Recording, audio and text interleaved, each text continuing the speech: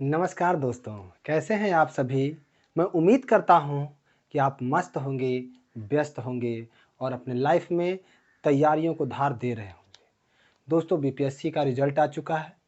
बहुत से हमारे मित्र जो रहे हैं, हमारे पढ़ाए हुए छात्र रहे हैं, उनकी नियुक्ति उसमें हो रही है। इसके लिए उन्हें बहुत-बहुत शुभकामनाएँ दोस्तों। आइए, आज हम अपने हिंदी के साहित्य में 23वां भाग पढ़ेंगे, जिसमें छायावाद, जिसे हम आधुनिक काल का स्वर्ण युग कहते हैं। अब देखिए, हिंदी साहित्य का स्वर्ण युग पूरा का पूरा भक्ति काल, लेकिन आधुनिक काल का स्वर्ण युग जो है वो छायावाद है। इसे आप समझिएगा दोस्तों कि छायावाद को हम लोग क्या बोलते हैं? इसे कहते हैं आधुनिक काल का स्वर्ण युग। आधुनिक काल का स्वर्ण युग कहते हैं इस छायावाद को। आधुनिक काल का स्वर्ण युग, समझिएगा। इसका महत्व काफ़ी है, क्योंकि इसमें जो रचनाएँ होती हैं दोस्तों ना, उनकी प्रवृत्तियाँ आप देखेंगे तो कहेंगे वाव! क्या अद्भुत प्रवृत्तियाँ हैं इसमें जो है। देखिए, इस छायावाद की जो प्रवृत्तियाँ हैं, कभी-कभी प्रश्न बनता है यहाँ से, तो छायावाद की जो प्रवृत्तियाँ हैं, अगर हम इसकी बात करें तो देखिए आत्मा विभक्ति, रहस्यवाद, राष्ट्रवाद, प्रकृति चित्रण, नारी सौंदर्य, भाषा। इनकी भाषा दोस्तों खड़ी बोली थी। भाषा क्या थी? खड़ी बोली भाषा थी। और एक चीज़ समझिएगा, ये लोग नारी सौंदर्य को महत्व देने लगते हैं, जबकि द्विवेदी युग में आदर्शवाद का बोलबाला था। आदर्शवाद। अब यहाँ पे नारी की बात हो रही है, प्रकृति की बात हो रही है, भाषा खड़ी बोली है। वहाँ पे भी खड़ी बोली की शुरुआत हुई थी, लेकिन ब्रजभाषा भी उसमें था द्विवेदी युग में। अब एक बात समझिएगा इसको, देखिए अंतर कैसे करते हैं हम। तो आप देखिए कि यहाँ पर दार्शनिकता, कल्पना का समावेश हो जाता है, जबकि वहाँ पे यथार्थ की बात होती है। विरह वेदना, अंतर्मुखी प्रवृत्ति छायावाद के उदय का कारण माना जाता है कि द्विवेदी युग की इतिवृत्तात्मकता, मतलब इतना बढ़ा चढ़ा के चीज़ों को कहना, या फिर कह सकते हैं कि वो चीज़ों को काफ़ी संयुक्तिपूर्ण तरीके से कहते थे। तो यह कारण हुआ कि द्विवेदी युग के बाद छायावाद का जन्म हुआ। और छायावाद का जन्म जो होता है, उसके इर्द गिर्द अब कोई एक व्यक्ति नहीं है। उसमें आप देखिए कि नंद दुलारे वाजपेयी ने बड़ी ही खूबसूरती से, नंद दुलारे वाजपेयी दिख रहा है ना, नंद दुलारे, यहाँ पे ध्यान रखिएगा मोबाइल की चमक है, नंद दुलारे वाजपेयी, उन्होंने बहुत खूबसूरती से कहा है। देखिए, पहला इन्होंने कहा चतुष्टय, चतुष्टय है ना, चतुष्टय। अब चतुष्टय में कौन कौन आता है? तो जयशंकर प्रसाद, सुमित्रा नंदन पंत, सूर्यकांत त्रिपाठी निराला और महादेवी वर्मा। इन्होंने लघुत्रयी, देखिए प्रश्न पूछता है दोस्तों, छायावाद का चतुष्टय में कौन कौन कवि हैं, लघुत्रयी में कौन कौन से कवि हैं, बृहत्त्रयी में कौन कौन से कवि हैं, छायावाद के त्रिदेव कौन कौन से हैं, ये सारी बातें पूछता है। ध्यान से समझिएगा इसको, ठीक है। आइए, महादेवी, राम कुमार वर्मा और भगवती चरण वर्मा, भगवती शरण वर्मा। तो आप समझिए कि ये तीनों लघुत्रयी वाले हैं, महादेवी, राम कुमार वर्मा और भगवती शरण वर्मा। बृहत्त्रयी में देखिए जयशंकर प्रसाद, सुमित्रानंदन पंत और सूर्यकांत त्रिपाठी निराला, ये बृहत्त्रयी वाले हैं। जयशंकर प्रसाद, सुमित्रानंदन पंत, सूर्यकांत त्रिपाठी निराला है दोस्तों। फिर उसके बाद देखिए, छायावाद के त्रिदेव की बात करें तो छायावाद के त्रिदेव में जयशंकर प्रसाद को ब्रह्मा माना जाता है ना, और सुमित्रानंदन पंत को विष्णु, सूर्यकांत त्रिपाठी निराला को महेश और महादेवी वर्मा को शक्ति।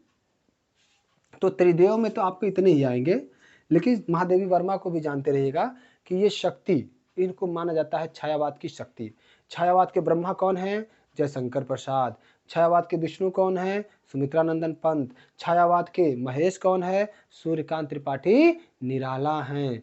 तो आप समझिए इस बात को कि यहाँ पर क्या नाम है इनका, नंद दुलारे वाजपेयी ने बृहत्त्रयी, लघुत्रयी, छायावाद के त्रिदेव और चतुष्टय, इन चारों के प्रश्न अक्सर पूछते हैं। इसे एकदम से याद रखिएगा, छायावाद का सबसे पॉपुलर प्रश्न यहीं से आता है, ठीक है ना। अब देखिए दोस्तों, अब आइए कि छायावाद का आरंभ जो होता है वो कैसे होता है। तो एक मुकुटधर पांडे थे, उन्होंने 1920 में सरस्वती पत्रिका में एक लेख लिखा था, जिस लेख का नाम था हिंदी में छायावाद। इस छायावाद शब्द, ये शब्द जो छायावाद का आया, इसके प्रेरणा माना जाता है किसको? मुकुटधर पांडे को 1920 में। कि छायावाद जो लिखने वाले थे, छायावाद के हिंदी में छायावाद, उसके प्रेरणा है कौन? मुकुटधर पांडे। लेकिन अगर बात करें किस रचना से मानी जाए, तो 18 में 2 रचनाएं थी। झरना जयशंकर प्रसाद की, ये स्वतंत्र रूप से इनकी रचना थी, स्वतंत्र रूप से रचना थी। इसी से छायावाद का उदय माना जाता है, इसी झरना से छायावाद का उदय माना जाता है। अब इसको समझने वाली बात यह है कि छायावाद का घोषणा पत्र किसे कहेंगे। तो छायावाद का जो घोषणा पत्र है दोस्तों, वह पल्लव की कुछ कविताएं जो कि सुमित्रा नंदन पंत की हैं। किसकी हैं? सुमित्रा नंदन पंत की हैं। इनको माना जाता है जिसे छायावाद की घोषणा पत्र कहते हैं। लेकिन ये 18 में पूरा नहीं हो पाया था, यह पूरा होता है 1928 में, है ना। 1928 में यह पूरा होता है। उसके बाद 1916 में जूही की कली कविता लिखे थे सूर्यकांत त्रिपाठी निराला, लेकिन यह सरस्वती पत्रिका में प्रकाशित नहीं हो पाती है, क्योंकि महावीर प्रसाद द्विवेदी मना कर देते हैं। अब आप कहेंगे क्यों मना करते हैं? तो उसमें ना एक कविता थी, छोटा सा उसका पाठ था, लगता है कि यह अश्लील है। उस कविता को मैं पढ़ के सुनाता हूँ, आप सुनिएगा कि उसमें क्या अश्लीलत्व है ना, ठीक है ना। तो वो कविता दोस्तों, निर्दय उस नायक ने निपट निष्ठुराई से हवा के झोंकों को झाड़ियों से सारी सुकुमारी देह झकझोर डाली। मतलब ये कह रहा है कि इसी में यही बात इनको पसंद नहीं आती महावीर प्रसाद द्विवेदी को, और ये क्या करते हैं कि कहते हैं कि आपकी कविता नहीं छपेगी, ठीक है ना। उसे हटाने कहते हैं, लेकिन वो नहीं हटाते हैं। तो यहाँ से दोस्तों इस व्हाइट बोर्ड से लगभग प्रश्न ठीक ठाक बनते हैं। तो एक बार आप क्या करेंगे, स्क्रीन शॉट ले लीजिए आप, ठीक है ना। स्क्रीन शॉट ले लीजिए, फटाक से लीजिए। चलिए, और ये जो लिखा है ना, नंद दुलारे वाजपेयी जी लिखे, ये हैं नंद दुलारे वाजपेयी, जिन्होंने चतुष्टय, लघुत्रय, बृहत्त्रय, छायावाद के त्रिदेव, इन सब की बात की है, ठीक है। चलिए दोस्तों, अब हम आगे बढ़ते हैं कुछ और महत्वपूर्ण बिंदु के साथ, जो छायावाद को आपके परीक्षा में आने वाले प्रश्न, छायावाद से आपके परीक्षा में आने वाले प्रश्न को आपके दिमाग में भर देगा। और आप देख रहे हैं कि बीपीएससी में लेवल कितना हाई है, इसी स्तर से पढ़ना पड़ेगा पूरा साहित्य, ठीक है ना। चलिए आगे बढ़ते हैं दोस्तों। आइए दोस्तों आगे देखते हैं कि छायावाद की परिभाषाएं जो देने वाले लोग हैं, और ये प्रश्न आता है कि छायावाद के बारे में यह किसका कथन है। तो कथन वाले में अगर आप जाएंगे तो आप पाएंगे कि छायावाद के बारे में पूछता है। आइए देखते हैं। डॉक्टर नागेंद्र सबसे पहले बात का, अच्छा देखिए, छायावाद को कुछ विद्वान शुक्ल युग भी मानते हैं, क्योंकि शुक्ल का भी वहां पे काफी प्रभाव रहा, छायावाद या शुक्ल युग। और छायावाद को आप जानते ही हैं कि इसे आधुनिक काल का स्वर्युग माना जाता है, इसमें तो कोई दो राय नहीं है, ठीक है। चलिए आगे बढ़ते हैं। डॉक्टर नागेंद्र जो है स्थूल के प्रति सूक्ष्म का विद्रोही छायावाद है। ऐसा मानते हैं कि स्थूल के प्रति सूक्ष्म का विद्रोही क्या है? छायावाद है। दोस्तों इसको ध्यान रखिएगा, ये नागेंद्र का है, एकदम फिक्स रखिए, इसको याद रखिएगा कि स्थूल के प्रति सूक्ष्म का विद्रोह नागेंद्र, इस स्थूल के प्रति सूक्ष्म का विद्रोह नागेंद्र। और देखिए इनका नाम भी कितना छोटा है, तो परिभाषा भी छोटा सा दे दिया, स्थूल के प्रति सूक्ष्म का विद्रोह, है ना। अब देखिए दोस्तों, राम कुमार वर्मा, थोड़ा सा बढ़ा दिया इन्होंने कि आत्मा की छाया परमात्मा पर और परमात्मा की छाया आत्मा पर पड़ने लगे, तब समझिए कि छायावाद का आरंभ हो चुका है, या छायावाद जो है का जन्म हो चुका है या होता है। अब आइए आचार्य रामचंद्र शुक्ल की बात करते हैं दोस्तों। तो आचार्य रामचंद्र शुक्ल प्रकृति को आलंबन का विषय बनाकर उस अनंत व अज्ञात प्रियतम के प्रति प्रेम की अनेक प्रकार से व्यंजना करे या प्रकट करे, तब छायावाद की सृष्टि होती है।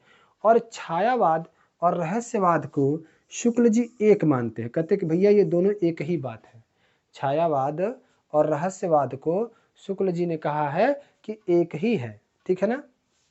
अब देखिए, आपका प्रश्न ये बनता है कि भाई इनकी परिभाषाओं में क्या खास बात है। तो आप देखिए ना, इन्होंने प्रकृति को आलम्बन करने की बात करी है और उस अज्ञात प्रियतम के प्रति प्रेम की बात करी है, और यह कह रहे हैं कि अगर ऐसा होता है या प्रेम की अनेक प्रकार से व्यंजना करे तब छायावाद का उदय होता है।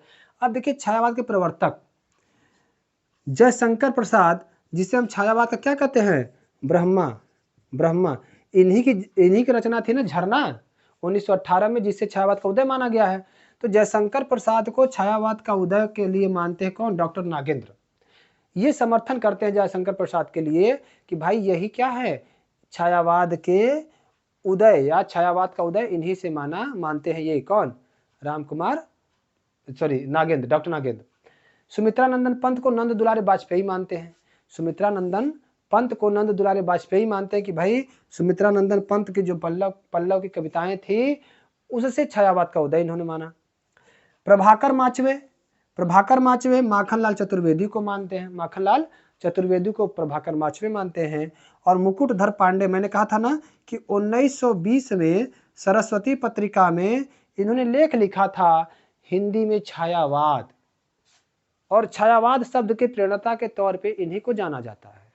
तो इस प्रकार से देखा जाए तो आप समझिए कि इसको आचार्य रामचंद्र शुक्ल जी मानते हैं कि ये छायावाद के जो है प्रेरणा है, जो से इन्हीं से छायावाद का उदय होता है। तो ये चारों याद रखिएगा, कौन मानता है किसको, ये भी याद रखिएगा, ठीक है। और इसे अगर देखा जाए वास्तव में या फिर एक नॉर्मल जो परसेप्शन है, तो छायावाद का उदय हम झरना से मानते हैं, जो छायावाद के ब्रह्मा जयशंकर प्रसाद द्वारा लिखा गया है। तो छायावाद का उदय हम जयशंकर प्रसाद के झरना से ही मानते हैं, इसको ध्यान रखिएगा। चलिए अब आगे बढ़ते हैं दोस्तों। अब आपका प्रश्न ये बनता है कि छायावाद के जो 4 स्तंभ है कौन कौन से हैं। देखिए यहाँ पर निराला साहब को भी लिख देते हैं। 4 जो स्तंभ है दोस्तों, ये निराला है। तो आप देखिए, इनको आप बोलेंगे क्या, जयशंकर प्रसाद, है ना। ये कौन है, ये हैं जय शंकर प्रसाद। ये हैं सुमित्रा नंदन पंत साहब हैं। और ये हैं सूर्यकांत त्रिपाठी निराला साहब, है ना। और ये हैं महादेवी वर्मा। सबसे अच्छी बात यह है कि ये देखिए, इनको ना त्रिदेव और शक्ति की उपमा दी गई है। इन्हें कहा जाता है छायावाद का ब्रह्मा। क्या कहा जाता है, ब्रह्मा। इन्हें कहा जाता है छायावाद का विष्णु। इन्हें कहा जाता है छायावाद का महेश। और ये है छायावाद की शक्ति, ठीक है ना। ये देखिए मोस्ट इंपॉर्टेंट मैं चीजें लिख रहा हूं, इसको ध्यान से समझिएगा। अगर देखा जाए तो ब्रह्मा विष्णु और महेश की बात करें तो आप देखेंगे कि जो जन्म दिवस है इनका तो ऐसे है। देखिए 1879 में जन्मे थे कौन, जयशंकर प्रसाद, काशी नगरी में, ठीक है ना। सुमित्रा नंदन पंत जो है 1896 में महिषादल एक ग्राम था, वहां पर इनका जन्म हुआ था, महिषादल, ठीक है ना। देखिए ध्यान से, दिख रहा होगा साफ साफ। महिषादल जिला था बंगाल में, ये जिला है बंगाल में है, पश्चिम बंगाल कहिए। ये जिला है दोस्तों जो कहाँ पड़ता है, पश्चिम बंगाल। और ये पड़ता है दोस्तों यूपी में।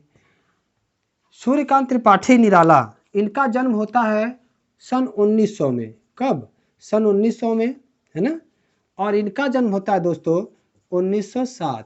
तो ये देख रहे हैं एकदम क्रम से चल रहा है ना, क्रम से चल रहा है दोस्तों कि 1996 में जो निराला जी पैदा होते हैं, थोड़ा सा गलती हो गई, ये इसको ऐसे लिखिए 1900 जो है ये 96 में पैदा होते हैं और ये 1989 में पैदा होते हैं। अब सही है, ध्यान रखिएगा। अगर हम लोग बात करें कि इनका जन्म कहाँ होता है, तो इनका जन्म होता है फर्रुखाबाद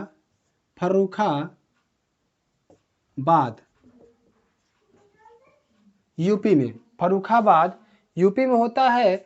जबकि सूर्यकांत त्रिपाठी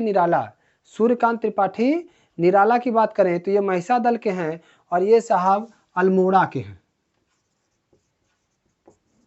अल्मोड़ा जो उत्तराखंड में पड़ता है और ये जो है महिषा दल जिला है जो पश्चिम बंगाल में पड़ता है। तो छायावाद के जो 4 स्तंभ हैं साथियों, ये यही है दोस्तों, इनको याद रखिएगा। यहाँ से प्रश्न अक्सर बनते हैं। छायावाद के 4 स्तंभ जयशंकर, प्रसाद, पंत, निराला, महादेवी। छायावाद के 4 स्तंभ प्रसाद, पंत, निराला, महादेवी, ठीक है ना। और ध्यान रखिएगा, प्रसाद 1889 में, पंत 1896 में, निराला 1989 में, सॉरी 1900 कह रहे हैं 1896 और ये हैं 1900 में, सॉरी ये 1900 में है, ठीक है ना, 1900 में है। देखिए 1889, 1896 और 1900, देखिए गड़बड़ हो गया, यहाँ पे 1900 है दोस्तों। थोड़ा सा मैं इसलिए कंफ्यूज कर रहा हूँ आपको ताकि याद हो जाए, ठीक है ना। 1896, ठीक है, 1889, 1900, 1896 और 1907। याद रखिए, यहीं पे कंफ्यूजन हो रहा था आपको, आप क्लियर हो जाएगा पूरी तरह से, ठीक है ना। और आप देखेंगे कि इस तरीके से छायावाद के 4 स्तंभ हैं और इन चारों को हमें पढ़ना है। तो सबसे पहले नंबर पे हम किसको पढ़ेंगे? तो सबसे पहले नंबर पे पढ़ेंगे दोस्तों हम किसको? जयशंकर प्रसाद को। तो इस पार्ट में इतना ही। अगले पार्ट में दोस्तों फिर हम आगे बढ़ेंगे जयशंकर प्रसाद के साथ। तब तक के लिए जय हिंद, जय भारत, जय हिंदी।